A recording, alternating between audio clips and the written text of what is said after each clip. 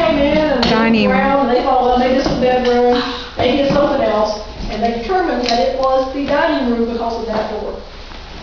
That door leads out down the path of the summer kitchen, exactly. So the servants would cook out there, and they would bring the food up, they would bring it in this door, it's only their door, nobody else would be using it, and they'd set up the midday meal in this room. Kind of went away after the territories out west wanted statehood. And Ballard and Lincoln and all the ones that supported gradual emancipation said we have to keep slavery in the Deep South and work it out of the system from there. If it expands, it's going to expand. It's going to get worse. We can't control it. So when the territories asked for popular sovereignty and were given popular sovereignty, Ballard says, it's not what I signed up for. It's not going to work. And he resigns from Congress. He is given the Secretary of the Navy. This is under Zachary Taylor. Zachary Taylor was a Virginia president.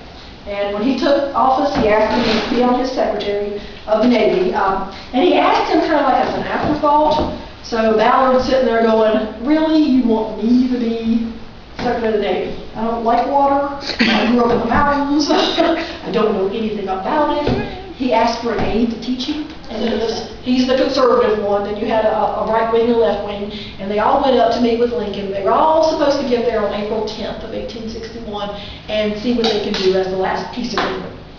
They don't get there until April 12th because of the thunderstorm. It kept them out of D.C. The bridge got washed out. But they eventually show up in the morning on April 12th. They have their meeting in a locked office, and Lincoln agrees to everything that Virginians are asking for. The main thing that Virginians were asking for was to not have to invade North Carolina and provide part of the 75,000 troops that got called up. That was the big thing. They also discussed this idea of gradual emancipation, let Virginia take care of it on the state mandate, and that's what they said. Exterior kitchen for as long as they possibly, that's the good modern kitchen, sorry. But they would eventually have to come in here. Appalachian winters are horrible. You can't predict them one way or the other, and we have snow one year all the way past the windows, and next year we have nothing. So we do know they would have come in the wintertime and cooked in this open hearth. Slave quarters, Smithfield Plantation. It says children of Robert Stockton. Is this the other one we were supposed to know? Yeah, indirectly. So Robert Taylor is actually buried here. And his wife would have been probably off to the side. They buried them all around this block right here. So they're under. Stop it.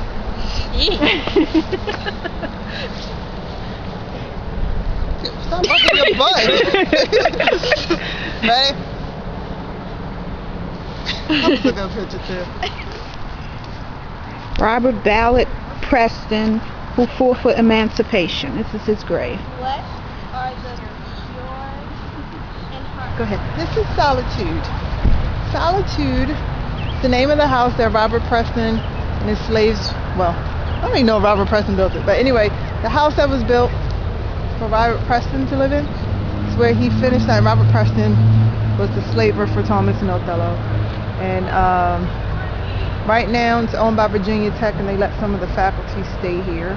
And according to Miss April at the Smithfield Plantation, he donated to Virginia Tech under the agreement that they let him live here until his passing, and he did.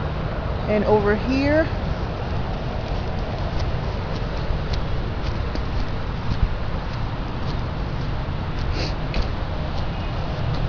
is the slave quarters, and Solitude is where Thomas and Othello lived and worked. So this is possibly where they were. It looked like an empty building.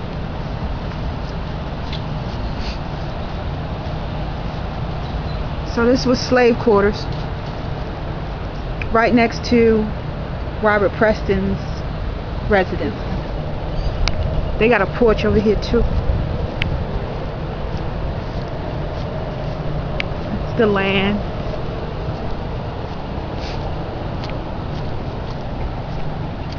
The duck pond.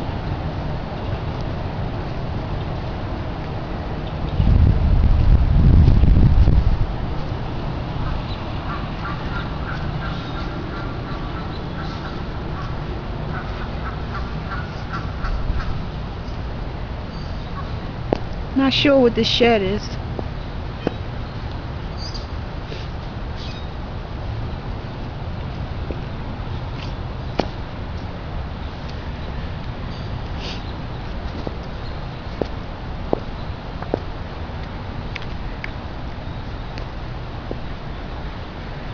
We're in Salem, Virginia, about to turn on the street where Thomas Fraction lived until his death. Him and his wife, what's her name? Isabella owned 40 acres in this area. Arrive at Chapman Street.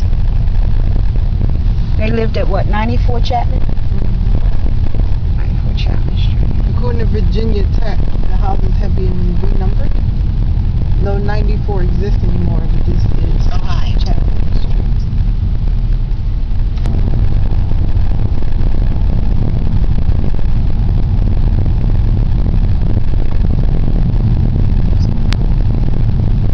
We're coming to the railroad, which is right at the end of Chapman Street, where Thomas Fraction worked.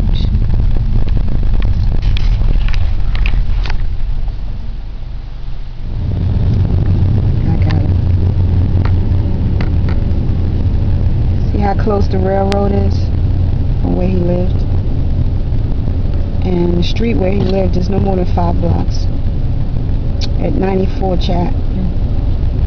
The Virginia Tech dean said that they probably renumbered the houses, so there's no 94, but there's a